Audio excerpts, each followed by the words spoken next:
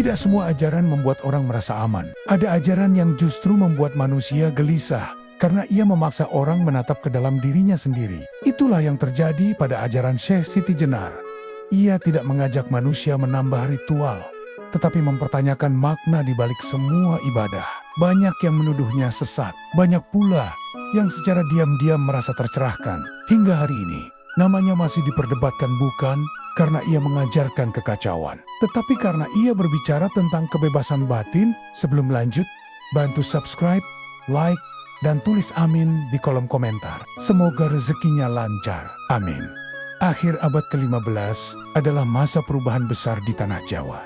Islam berkembang pesat melalui dakwah para wali. Masjid didirikan, pesantren bermunculan, dan syariat mulai mengatur kehidupan masyarakat. Dari luar, semuanya tampak teratur dan religius. Namun di balik ketaatan lahiriah itu, ada kegelisahan yang tidak pernah diucapkan secara terbuka. Banyak orang beribadah karena takut. Takut dianggap menyimpang, takut dicap tidak taat, takut dikucilkan dari lingkungan. Syalat dijalankan, doa dibaca, puasa dilaksanakan. Tetapi semua itu sering berhenti di gerakan dan lafaz. Batin tetap resah. Pikiran masih dipenuhi iri, amarah, dan kecemasan akan dunia. Agama perlahan berubah menjadi rutinitas sosial, bukan lagi perjumpaan dengan Yang Maha Hidup, melainkan kewajiban yang harus diselesaikan. Banyak orang merasa taat, tetapi tidak merasa tenang. Mereka petu, namun tidak merdeka. Di pasar, di pelabuhan, di dalam sudut-sudut desa, pertanyaan mulai berbisik pelan. Mengapa ibadah tidak selalu menghadirkan kedamaian? Mengapa hati tetap gelisah, meski doa tak pernah putus? Pertanyaan-pertanyaan ini jarang berani diucapkan keras-keras. Terlalu berbahaya, terlalu sensitif. Namun kegelisahan itu nyata. Dalam suasana seperti inilah, nama Syekh Siti Jenar mulai dikenal bukan sebagai pendakwah besar, bukan pula sebagai pemimpin massa. Ia hadir tanpa sorak-sorai, tanpa gelar yang diumumkan, tanpa mimbar yang ditinggikan. Ia lebih sering duduk diam, mendengarkan, ketika orang lain sibuk mengajarkan apa yang harus dilakukan. Syekh Siti Jenar justru bertanya tentang apa yang sedang terjadi di dalam diri. Ia tidak bertanya seberapa sering seseorang beribadah, melainkan seberapa sadar ia saat beribadah. Ia tidak menilai dari pakaian, tetapi dari kejujuran batin. Kepada orang-orang yang merasa paling taat, ia bertanya dengan tenang namun mengguncang. Ketika engkau beribadah, siapa yang sebenarnya engkau agungkan, Tuhan atau citra dirimu sendiri? Pertanyaan itu tidak memberi jawaban, tetapi justru itulah yang membuatnya berbahaya. Karena ia memaksa orang berhenti sejenak, menoleh ke dalam, dan bagi sebagian orang, menatap ke dalam diri jauh lebih menakutkan daripada melanggar aturan. Ada yang merasa tersinggung, ada yang merasa terancam, namun ada pula yang untuk pertama kalinya merasa dipahami. Mereka yang datang kepada Siti Jenar bukan karena ingin ajaran baru. Mereka datang karena kelelahan batin, karena lelah berpura-pura tenang, lelah merasa saleh di luar, tetapi rapuh di dalam. Dan tanpa ceramah panjang, tanpa perintah keras, Siti Jenar memperlihatkan satu hal yang jarang diajarkan, bahwa akar kegelisahan manusia bukan terletak pada kurangnya ibadah, melainkan pada ketidakhadiran diri saat beribadah. Di titik inilah, benih ajaran kebebasan batin mulai tumbuh. Bukan kebebasan dari agama, melainkan kebebasan dari kepalsuan. Dan Jawa yang tampak tenang di permukaan, sesungguhnya sedang menyimpan api besar di kedalaman batinnya. Api yang sebentar lagi akan menyala. Syekh Siti Jenar tidak pernah menjelaskan siapa dirinya dengan rinci. Ia tidak membuka kisah hidupnya sebagai kebanggaan. Ia juga tidak menyusun silsilah panjang untuk membuktikan keilmuan. Bagi Syekh Siti Jenar, asal-usul bukanlah inti pencarian. Yang terpenting adalah bagaimana manusia memandang dirinya sendiri saat ini. Namun dalam banyak kisah lisan Jawa, Syekh Siti Jenar digambarkan sebagai pengembara ilmu. Ia menempuh perjalanan panjang, berguru kepada para sufi, mempelajari tasawuf, filsafat, dan laku batin. Ia mengenal kitab, tetapi tidak terikat pada kata-kata. Ia memahami hukum, tetapi tidak berhenti pada bentuk. Yang ia cari bukanlah pengetahuan, melainkan kesadaran. Dalam perjalanannya, Syekh Siti Jenar melihat satu pola yang terus berulang. Dimanapun ia singgah, manusia tampak sibuk memperbaiki citra diri.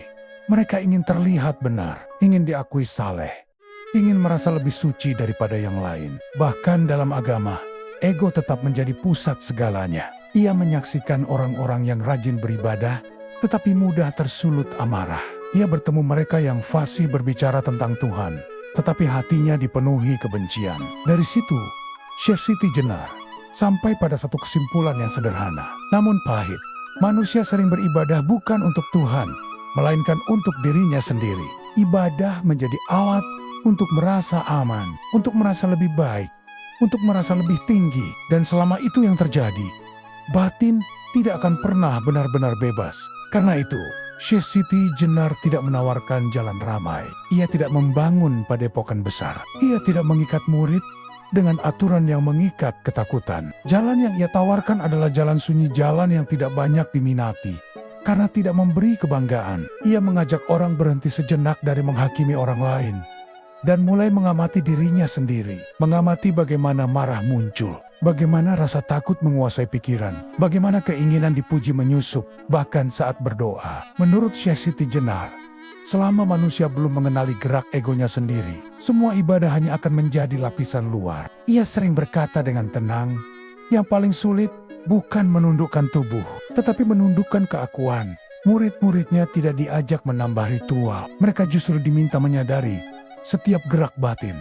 Ketika berdoa, sadari siapa yang berharap. Ketika bersedekah, sadari siapa yang ingin dipuji. Ketika marah, sadari dari mana api itu berasal. Bagi sebagian orang, ajaran ini terasa membingungkan. Tidak ada aturan jelas. Tidak ada target yang bisa dibanggakan. Tidak ada simbol kesalehan yang bisa dipamerkan. Tetapi bagi mereka yang lelah dengan kepalsuan spiritual, jalan sunyi ini justru terasa jujur. Disinilah benih kebebasan batin mulai tumbuh lebih dalam. Bukan kebebasan untuk melakukan apa saja, tetapi kebebasan dari sebuah dorongan-dorongan yang tidak disadari. Namun jalan sunyi ini juga membawa risiko besar. Karena ketika ajaran disampaikan tanpa bingkai yang tepat, tidak semua orang siap menempuhnya. Sebagian mulai menafsirkan kebebasan sebagai pelepasan aturan. Sebagian lain merasa telah sampai, padahal baru melangkah. Dan tanpa disadari, bisik-bisik tentang Syekh Siti Jenar mulai berubah nada dari rasa penasaran menjadi kecurigaan. Api yang sebelumnya hanya berupa kegelisahan batin, perlahan mulai menyentuh wilayah yang lebih berbahaya. Dan benturan itu tinggal menunggu waktu. Ajaran Syekh Siti Jenar tidak menyebar melalui kitab tebal atau khutbah panjang. Ia menyebar lewat percakapan sunyi, lewat pengalaman batin orang-orang yang merasa hidupnya berubah. Justru karena itulah ajaran ini bergerak cepat dan mulai kehilangan kedalamannya. Istilah kebebasan batin mulai terdengar di berbagai tempat. Namun tidak semua yang mengucapkannya memahami maknanya. Banyak yang menangkap bunyinya, tetapi melewatkan ruhnya. Dan dari sinilah masalah bermula. Sebagian orang menafsirkan kebebasan batin sebagai kebebasan dari aturan. Mereka mulai berkata, jika batin sudah bebas, aturan lahiriah tidak lagi penting. Ada pula yang merasa dirinya telah mencapai kesadaran tinggi, lalu memandang rendah orang lain yang masih menjalankan syariat dengan disiplin. Syekh Siti Jenar tidak pernah mengajarkan itu. Karena baginya, kebebasan batin justru adalah kebebasan dari dorongan paling halus dalam diri manusia, keinginan untuk merasa lebih benar, lebih suci, dan lebih tinggi. Ia sering mengingatkan bahwa ego bisa bersembunyi, bahkan di balik kalimat paling religius. Namun ajaran sedalam ini tidak mudah disampaikan tanpa penyimpangan. Ketika laku batin dilewati, dan hanya gagasan yang diambil, kebebasan berubah menjadi pembenaran. Orang-orang yang belum siap mulai menggunakan istilah Siti Jenar untuk membenarkan hawa nafsu. Mereka berkata, aku bebas. Tetapi yang bebas bukan batinnya melainkan keinginannya. Mereka merasa tidak lagi perlu mengendalikan amarah, tidak perlu menahan syahwat, tidak perlu mendengar nasihat siapapun. Kabar tentang hal ini perlahan sampai ke telinga para ulama dan wali. Bukan sebagai ajaran sunyi yang menenangkan, tetapi sebagai ajaran yang berpotensi mengacaukan tatanan umat. Bagi para wali, masalahnya bukan pada kedalaman tasawuf. Mereka mengenal laku batin, mereka memahami perjalanan spiritual. Namun mereka juga tahu, tidak semua orang mampu membedakan antara kebebasan dan kelalaian. Jika ajaran yang dalam disampaikan kepada mereka yang belum matang, Hasilnya bukan pencerahan melainkan kekacauan. Syekh Siti Jenar sendiri menyadari kesalahpahaman ini. Ia melihat bagaimana kata-katanya berubah bentuk di tangan orang lain. Ia melihat bagaimana kebebasan batin mulai dipahami secara dangkal. Namun ia juga tahu satu hal.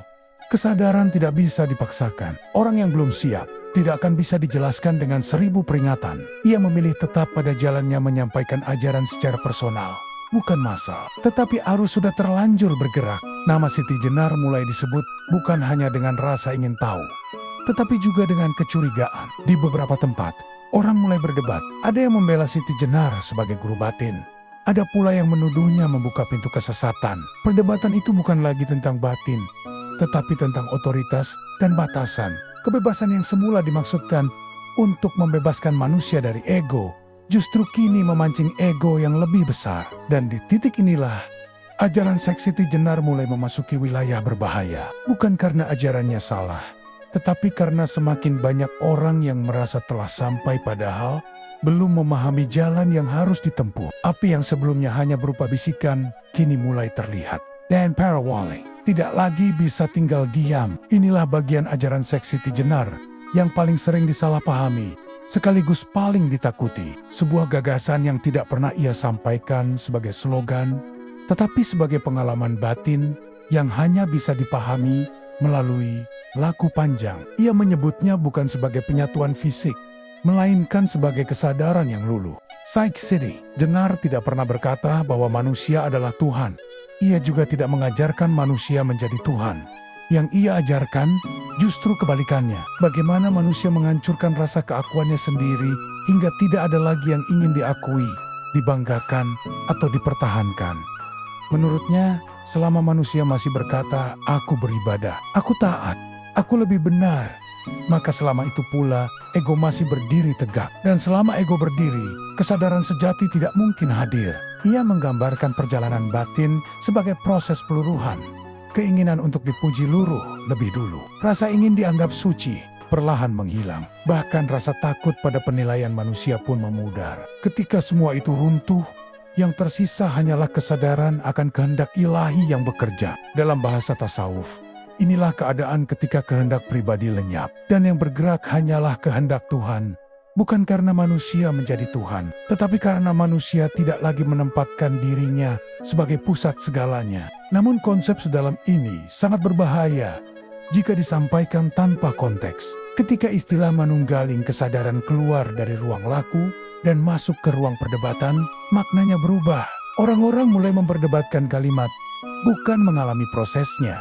Sebagian orang memahaminya sebagai pembenaran untuk merasa telah mencapai puncak spiritual. Mereka berkata, jika semua adalah kehendak Tuhan, maka apapun yang kulakukan adalah benar.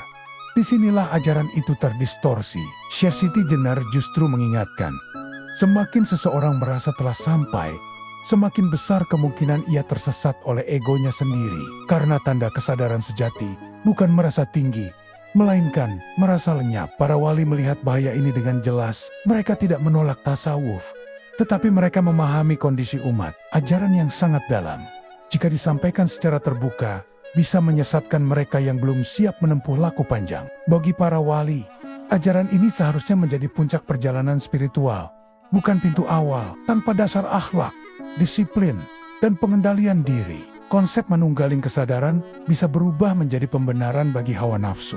Ketegangan pun semakin terasa. Bukan hanya soal perbedaan pandangan, tetapi soal tanggung jawab spiritual. Apakah kebenaran batin harus disampaikan apa adanya, meski berisiko disalahpahami? Ataukah ia perlu dibatasi demi menjaga ketertiban umat? Syekh Siti Jenar tetap pada keyakinannya. Baginya, kesadaran tidak bisa dikurung. Namun ia juga menyadari, jalan yang ia tempuh semakin sepi dan semakin berbahaya. Api yang dulu berupa kegelisahan, kini telah berubah menjadi cahaya terang. Dan cahaya itu mulai menyilaukan banyak mata. Benturan besar kini tak lagi bisa dihindari. Syekh Siti Jenar meyakini satu hal yang jarang berani diucapkan para guru spiritual pada masanya, bahwa musuh terbesar manusia bukanlah dosa, melainkan kepura-puraan. Dosa bisa disadari dan diperbaiki, tetapi kepura-puraan tumbuh diam-diam, menyamar sebagai kesalehan, dan mengeras menjadi kesombongan batin. Ia melihat banyak orang tampak taat, tetapi hidup dalam tekanan. Mereka menjaga citra, selalu menata ucapan, mengatur gerak tubuh agar selalu terlihat benar. Namun di dalam dirinya, amarah, iri, dan kebencian tetap berkecamuk. Mereka takut jatuh, bukan karena takut pada Tuhan, tetapi karena takut pada pandangan manusia. Menurut Siti Jenar, disinilah agama sering kehilangan ruhnya. Ia berkata kepada murid-muridnya bahwa kebebasan batin tidak akan pernah lahir dari kepalsuan selama manusia masih sibuk menutupi dirinya. Selama itu pula, batin akan terpenjara, bukan oleh aturan agama, melainkan oleh topeng yang ia pakai sendiri dalam pertemuan-pertemuan sunyi. Siti Jenar tidak meminta muridnya mengaku dosa di hadapan orang lain. Ia hanya meminta satu hal, kejujuran penuh terhadap diri sendiri. Mengakui marah tanpa mencari pembenaran. Mengakui iri tanpa menyalahkan orang lain. Mengakui takut tanpa berlindung pada kalimat-kalimat suci. Ia mengajarkan bahwa Tuhan tidak menuntut manusia tampil sempurna, tetapi menuntut manusia hadir dengan jujur. Bagi banyak muridnya, ajaran ini terasa seperti melepaskan beban berat. Untuk pertama kalinya, mereka tidak dituntut menjadi tampak saleh. Mereka hanya diminta menjadi sadar. Mereka boleh lemah, asalkan tidak berbohong pada diri sendiri. Siti Jenar sering berkata, lebih dekat orang yang mengakui dosanya daripada orang yang sibuk menutupi keakuannya dengan ibadah. Kalimat ini membuat sebagian orang merasa tersentuh, tetapi bagi yang lain, kalimat itu terasa sangat berbahaya, karena ia seolah meruntuhkan tembok kesalehan yang selama ini dibangun dengan susah payah. Bagi Siti Jenar, ibadah yang sejati bukanlah ibadah yang dipamerkan, melainkan ibadah yang membersihkan batin. Jika ibadah justru melahirkan rasa paling benar, maka menurutnya ada yang salah di dalamnya. Murid-muridnya mulai mengalami perubahan yang aneh. Mereka tidak merasa menjadi orang suci. Justru sebaliknya, mereka merasa lebih rendah hati.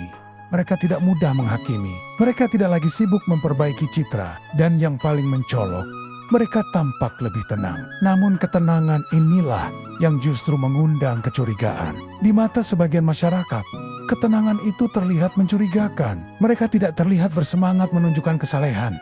Tidak sibuk memperdebatkan hukum, tidak pula tergesa-gesa menghakimi yang berbeda. Seolah-olah mereka telah melepaskan sesuatu yang dianggap penting. Kabar pun mulai beredar bahwa murid-murid Siti Jenar meremehkan aturan, bahwa mereka merasa cukup dengan batin, bahwa mereka tidak lagi takut pada dosa. Padahal yang sebenarnya terjadi justru sebaliknya. Mereka tidak meremehkan dosa, mereka berhenti berbohong tentang dosa. Tetapi kejujuran semacam ini sulit diterima dalam masyarakat yang terbiasa menilai dari luar. Ketika topeng mulai dilepas, orang-orang yang masih memakainya merasa terancam. Karena kejujuran batin adalah cermin yang menyakitkan. Siti Jenar menyadari ini. Ia tahu bahwa ajarannya akan memancing reaksi keras.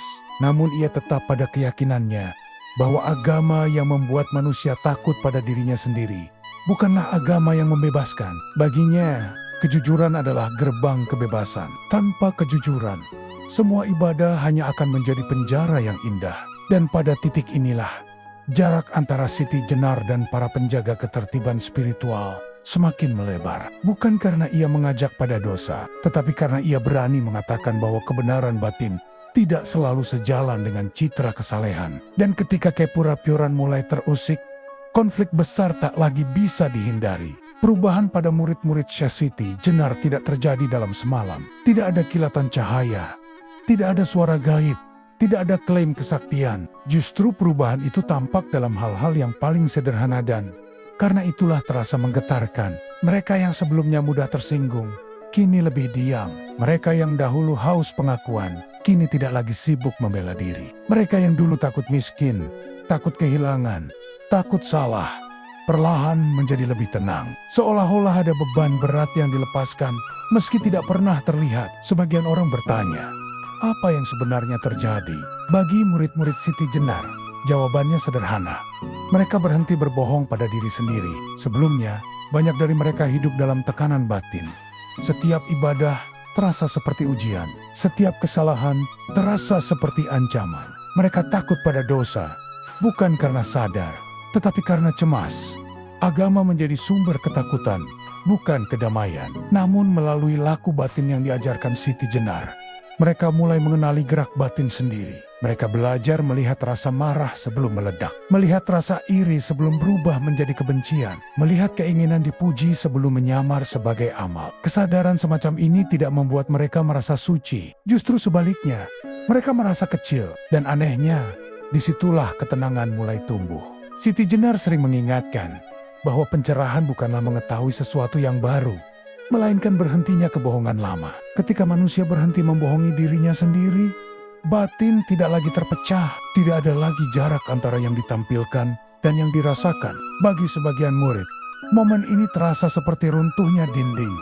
Dinding ketakutan, dinding citra, dinding keharusan untuk selalu terlihat benar. Ketika dinding itu runtuh, air mata seringkali mengalir bukan karena sedih, tetapi karena lega. Namun perubahan ini tidak selalu disambut dengan baik oleh lingkungan sekitar. Orang-orang mulai heran. Mengapa mereka tampak begitu tenang? Mengapa mereka tidak lagi terlibat perdebatan? Mengapa mereka tidak lagi sibuk menghakimi? Bagi sebagian orang, ketenangan seperti ini justru mencurigakan. Kecurigaan berubah menjadi bisik-bisik. Bisik-bisik berubah menjadi tuduhan. Ada yang berkata, murid-murid Siti Jenar merasa sudah sampai. Ada yang menuduh mereka meremehkan hukum. Ada pula yang menganggap mereka berbahaya karena tidak lagi mudah dikendalikan oleh rasa takut. Padahal yang sebenarnya terjadi adalah sesuatu yang lebih sederhana, sekaligus lebih mengancam. Mereka tidak lagi mudah digerakkan oleh ego kolektif. Dalam masyarakat yang terbiasa hidup dalam ketakutan bersama, orang yang tenang sering dianggap menyimpang. Ketika seseorang tidak ikut marah, tidak ikut panik, dan tidak ikut membenci, ia tampak berbeda, dan perbedaan selalu memancing ancaman. Syekh Siti Jenar memahami semua ini. Ia tahu bahwa pencerahan batin tidak pernah disambut dengan sorak-sorai. Ia juga tahu bahwa ketenangan yang lahir dari kesadaran seringkali dianggap sebagai pembangkangan. Ia memperingatkan murid-muridnya agar tidak merasa lebih tinggi. Ia menegaskan bahwa tanda kebebasan batin bukanlah merasa tercerahkan, melainkan semakin rendah hati, semakin sadar betapa mudahnya ego menyamar. Namun arus sudah bergerak terlalu jauh. Cerita tentang murid-murid yang merasa bebas menyebar lebih cepat daripada penjelasan yang utuh. Dan seperti api yang tertiup angin, cerita itu membesar, berubah bentuk, dan mulai menimbulkan ketakutan. Bagi para penjaga ketertiban spiritual, fenomena ini tidak bisa dibiarkan. Bukan karena mereka membenci ketenangan, tetapi karena mereka khawatir ketenangan itu lahir tanpa pagar. Dan ketika pagar dianggap runtuh, yang tersisa hanyalah dua pilihan, membiarkan atau bertindak. Episode ini menandai titik penting. Ketika pencerahan batin yang dirasakan sebagian orang mulai dianggap sebagai ancaman oleh yang lain. Dari sinilah, kisah Syekh Siti Jenar tidak lagi hanya soal perjalanan batin. Ia telah berubah menjadi persoalan kekuasaan, batas, dan otoritas. Dan badai besar, akhirnya banner-banner mendekat. Tidak semua ancaman datang dalam bentuk senjata, sebagian justru datang dalam bentuk ketenangan. Dan itulah yang paling ditakuti. Ketika murid-murid Syekh Siti Jenar mulai dikenal sebagai orang-orang yang tidak mudah digerakkan oleh rasa takut. Kegelisahan merambat ke pusat-pusat kekuasaan spiritual. Mereka tidak berteriak, tidak memberontak, tidak pula menyerukan penolakan terbuka. Mereka hanya tidak lagi tunduk pada kepanikan kolektif.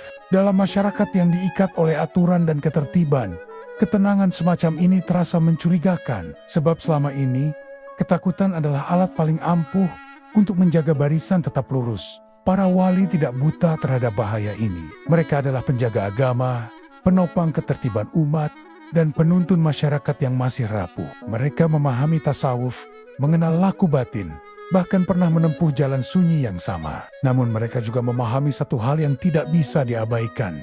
Tidak semua orang siap menempuh jalan yang dalam, ajaran yang terlalu tinggi. Jika jatuh ke tangan yang belum matang, bukan membebaskan melainkan menghancurkan. Dalam pertemuan-pertemuan tertutup, nama Syekh Siti Jenar mulai disebut dengan nada berbeda. Bukan lagi sebagai pencari, tetapi sebagai persoalan. Bukan karena niatnya dipertanyakan, tetapi karena dampaknya dirasakan semakin luas. Ada laporan tentang murid-murid yang merasa tidak perlu ditegur. Ada cerita tentang orang-orang yang mengutip ajaran kebebasan batin untuk membenarkan sikapnya. Ada kekhawatiran bahwa batas antara kesadaran dan kesuwanengwenonggen mulai kabur. Para wali dihadapkan pada dilema besar. Jika ajaran ini dibiarkan, ia bisa berkembang liar. Jika ditekan, Ia bisa memicu perlawanan batin yang lebih besar. Dan di tengah dilema itu, satu pertanyaan terus menggema. Sampai di mana kebebasan boleh dibiarkan? Bagi Syekh Siti Jenar, situasinya terasa semakin sunyi. Murid-muridnya resah. Mereka mendengar bisik-bisik, merasakan jarak, menyadari bahwa ajaran yang dahulu disambut dengan kelegaan, kini dipandang sebagai ancaman. Namun Siti Jenar tidak bersembunyi. Ia tidak membantah dengan amarah. Ia tidak menggalang dukungan. Ia tetap berjalan di jalannya tenang, jujur, dan tanpa upaya membela diri. Ia tahu bahwa saat kebenaran batin bertemu ketertiban sosial, benturan hampir selalu terjadi. Bukan karena salah satu sepenuhnya salah, tetapi karena keduanya berdiri di medan yang berbeda. Para wali akhirnya menyadari bahwa pertemuan tak terhindarkan, bukan untuk menghakimi, tetapi untuk membatasi. Bukan untuk memadamkan tasawuf, tetapi untuk menjaga umat. Namun setiap pembatasan selalu mengandung pesan tersembunyi bahwa ada batas yang tidak boleh dilampaui. Ketegangan memuncak ketika isu mulai menyebar ke masyarakat luas. Orang-orang awam mulai bertanya-tanya, sebagian takut, sebagian bingung, sebagian lagi justru tertarik pada ajaran yang dianggap berani dan membebaskan. Api kecil kini telah menjalar ke banyak sudut, dan ketika api menyentuh kepentingan besar, ia tidak lagi dianggap sebagai cahaya melainkan bahaya. Syekh Siti Jenar menyadari bahwa posisinya semakin sempit.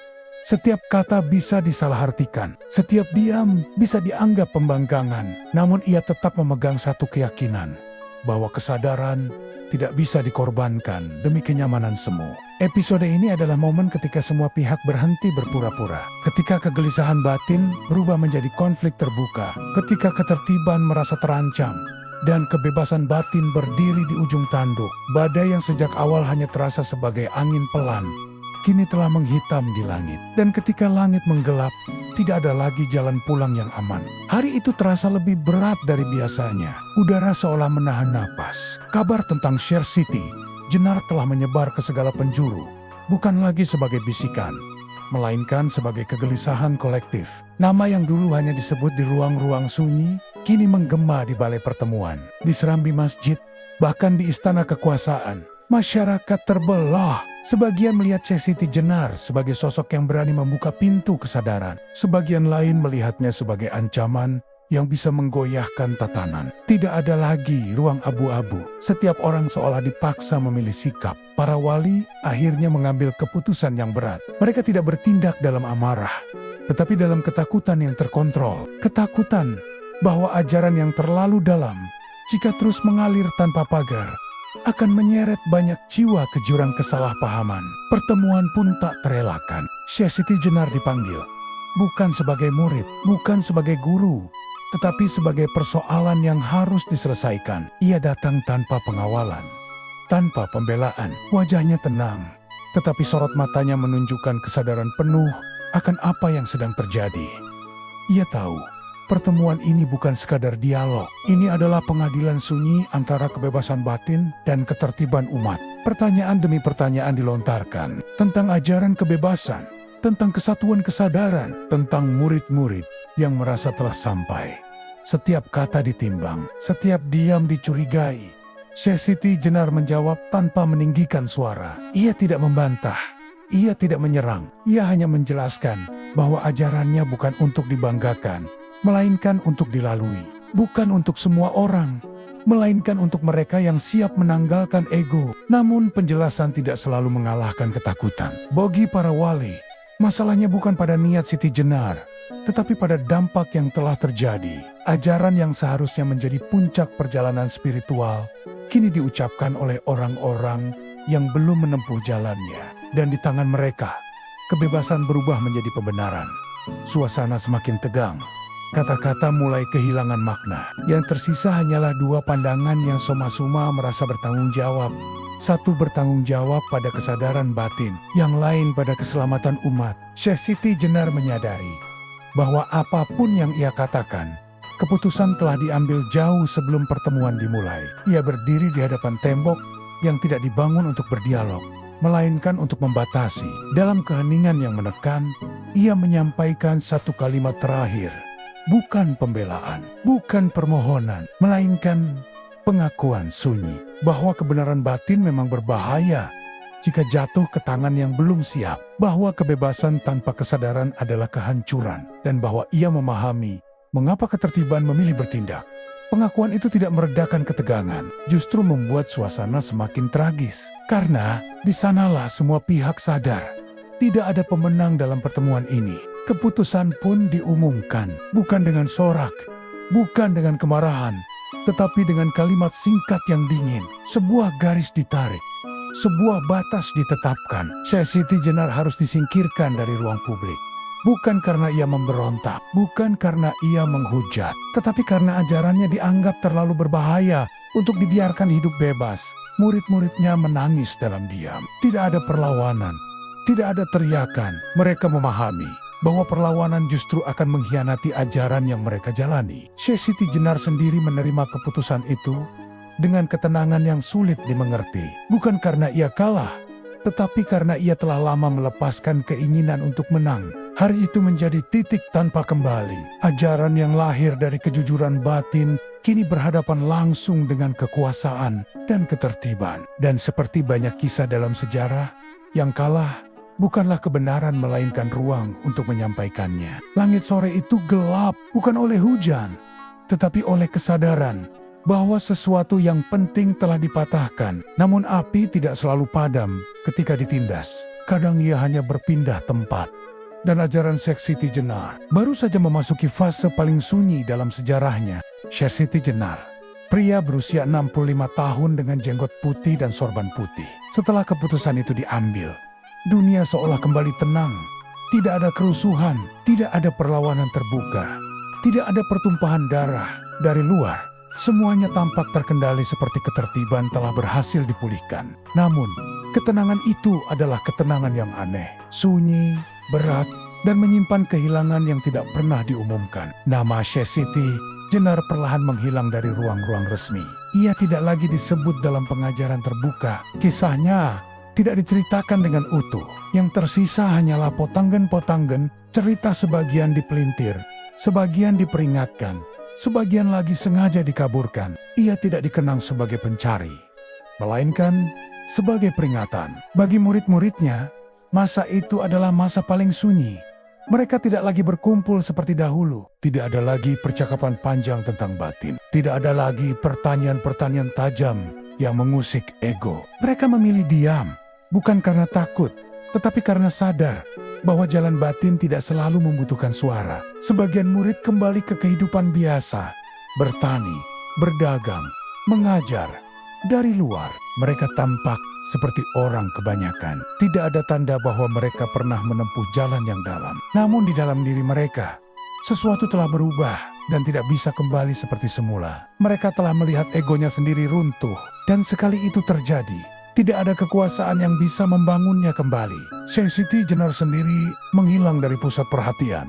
Tidak ada catatan pasti tentang akhir hidupnya. Ada yang mengatakan ia wafat dalam kesunyian. Ada pula yang meyakini ia memilih jalan menyendiri, jauh dari keramaian. Namun semua kisah itu sepakat pada satu hal. Ia tidak pernah menarik kembali ajarannya. Ia juga tidak pernah membela dirinya dalam sejarah. Yang disingkirkan adalah namanya, bukan kesadarannya. Ajaran kebebasan batin tidak mati. Ia hanya berubah bentuk. Ia menyusup ke dalam laku spiritual Jawa, ke dalam angkapin-angkapan tentang keikhlasan, tentang kesadaran diri, tentang keheningan yang jujur. Ia hidup tanpa label, tanpa klaim, tanpa guru yang diumumkan. Justru karena itulah ia bertahan. Ironisnya, peminggiran Syekh Siti Jenar membuat ajarannya semakin dalam. Ia tidak lagi menjadi wacana publik yang bisa diperdebatkan. Ia menjadi pengalaman personal sunyi, tersembunyi, dan sulit dipalsukan. Banyak orang kemudian menempuh jalan spiritual tanpa pernah menyebut namanya. Mereka berbicara tentang menerima diri, tentang melepaskan ego, tentang ibadah yang tidak lagi berisik. Tanpa sadar, mereka sedang menyentuh jejak yang sama. Sejarah seringkali mencatat kemenangan ketertiban, tetapi ia jarang mencatat luka yang ditinggalkan. Dalam kisah Syekh Siti Jenar, luka itu bukan berupa darah, melainkan ruang kesadaran yang ditutup rapat. Namun kesadaran memiliki sifat yang sulit dikendalikan. Ia tidak bisa dipenjara, tidak bisa dihapus. Ia hanya menunggu waktu dan manusia yang siap. Para wali pun menjalani jalannya sendiri. Mereka tetap menjadi penjaga umat, tetap menjaga keseimbangan, tetap memikul tanggung jawab besar. Tidak ada yang benar-benar menang, tidak ada yang sepenuhnya kalah. Yang ada hanyalah pilihan-pilihan pahit dalam sejarah. Episode ini bukan tentang siapa yang salah. Ia adalah pengingat bahwa kebenaran batin dan ketertiban sosial seringkali berdiri di dua medan yang berbeda. Ketika keduanya bertemu, yang terjadi bukan harmoni melainkan pengorbanan. Dan yang sering dikorbankan adalah suara-suara sunyi. Sheikh Siti Jenar mungkin disingkirkan dari panggung sejarah, tetapi ajarannya tetap hidup di tempat yang tidak bisa disentuh oleh kekuasaan. Di dalam batin manusia yang berani jujur pada dirinya sendiri. Sunyi itu panjang, sunyi itu dalam, dan dari sunyi itulah sebuah pertanyaan terus bertahan hingga hari ini. Apakah kita benar-benar beribadah atau hanya menjaga citra kesalehan? Jawaban atas pertanyaan itu tidak pernah diumumkan. Ia hanya bisa ditemukan sendiri. Waktu berlalu, nama-nama berubah, kekuasaan berganti, tetapi satu hal tetap sama. Kegelisahan manusia. Di setiap zaman, manusia terus mencari makna, mencari ketenangan, mencari rasa cukup yang tidak bisa dibeli oleh apapun. Disitulah ajaran Sheikh Siti Jenar kembali terasa relevan, bukan sebagai doktrin, tetapi sebagai cermin. Ia tidak meninggalkan kitab resmi, tidak mewariskan sistem, tidak pula membangun lembaga. Warisan terbesarnya justru terletak pada satu pertanyaan yang terus hidup. Apakah manusia benar-benar sadar saat menjalani hidupnya? Sheikh Siti Jenar tidak pernah mengajarkan pembangkangan terhadap agama. Ia tidak mengajak manusia meninggalkan ibadah. Yang ia tantang adalah kepalsuan, ibadah yang dilakukan tanpa kehadiran, kesalehan yang dibangun di atas ketakutan dan citra. Menurutnya, selama manusia masih sibuk mempertahankan gambaran diri, ia belum benar-benar bebas. Selama ibadah masih menjadi alat untuk merasa lebih tinggi dari orang lain, selama itu pula ego masih berkuasa. Kebebasan yang ia maksud bukanlah kebebasan melakukan apa saja. Ia adalah kebebasan dari dorongan untuk selalu diakui. Kebebasan dari rasa takut akan penilaian manusia. Kebebasan dari keharusan untuk terlihat benar.